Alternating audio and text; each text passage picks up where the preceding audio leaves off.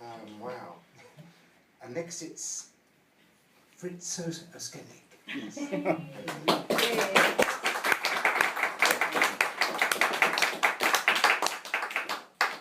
Hi all, I'm Fritz. Ooh, that's a bit low.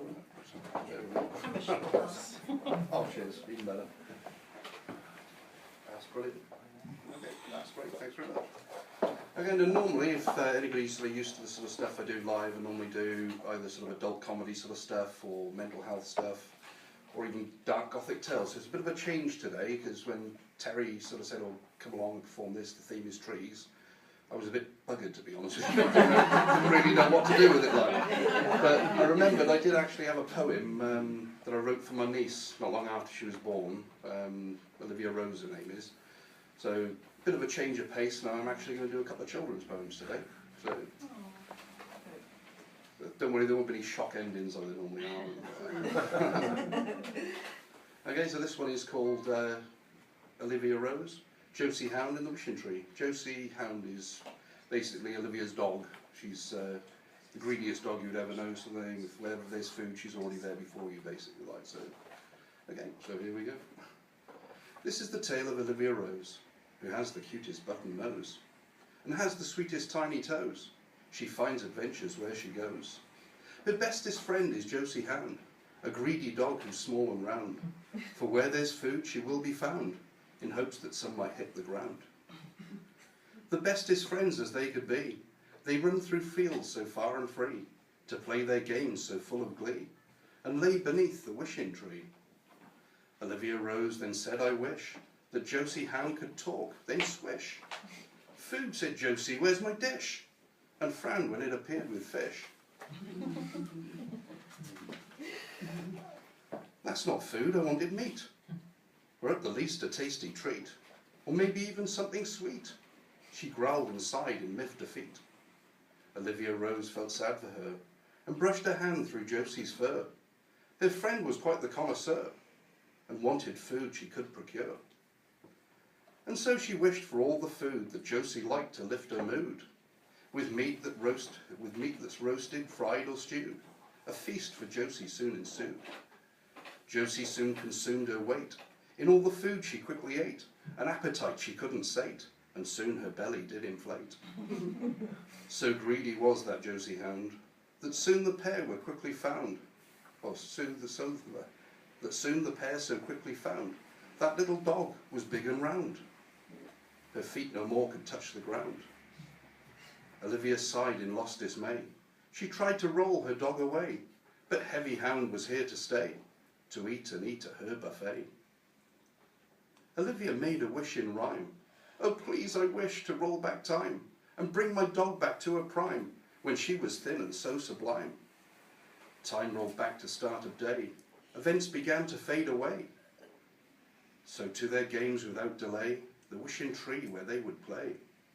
This is the tale of Olivia-Rose, who has the cutest button nose, and has the sweetest tiny toes. She finds adventures where she goes. Thank you very much. I've not actually sort of performed children's poetry before, so I'm not sure if it's the delivery and everything like. But the next one I'd like to do is just going to do the two today because they're quite long ones. I wrote the theme being with trees is it's basically a Winnie the Pooh story that I've written in rhyme, basically poem sort of thing. What you call the 100 Acre Woods. That'll be the title trees, yeah. Winging it, but yeah.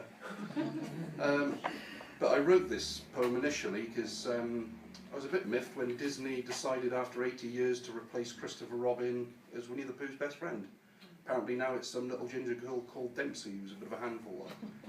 So I thought, well, Christopher Robin, being his friend that long, really deserved to have a good story to go out on, really, like, instead of just being replaced. So this is it. Christopher Robin's last great adventure. Oh, Pooh. Christopher Robin ran to play and skipped because he could, to find his waiting friends within the 100 Acre Wood.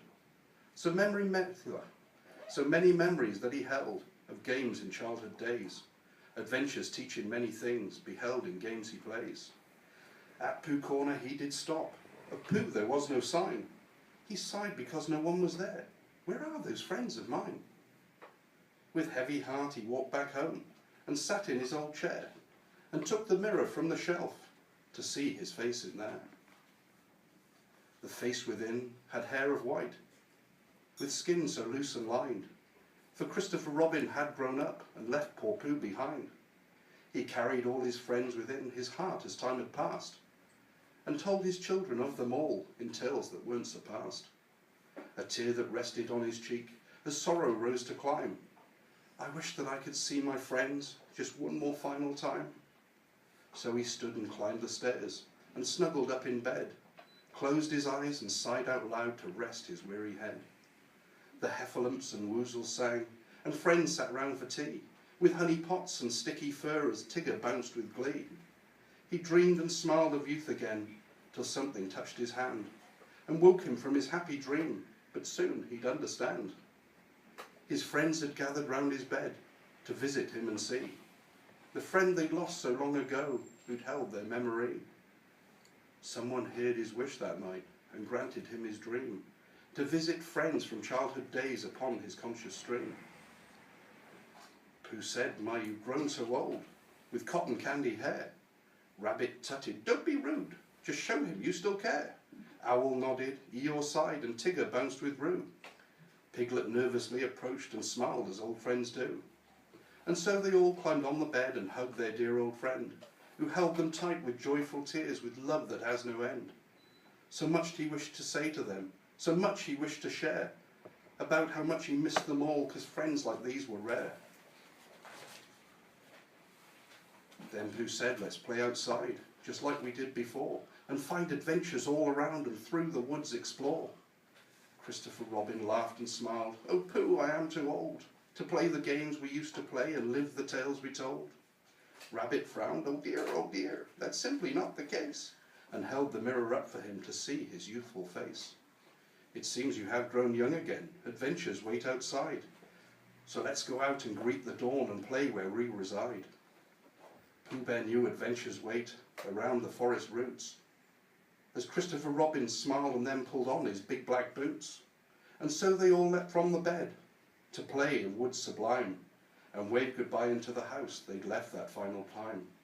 You see, he passed away that night, a smile upon his face. From something lost so long ago, he'd found his happy place, forever playing with his friends that made him feel so good, chasing childhood dreams within the 100-acre wood. Thank you very much.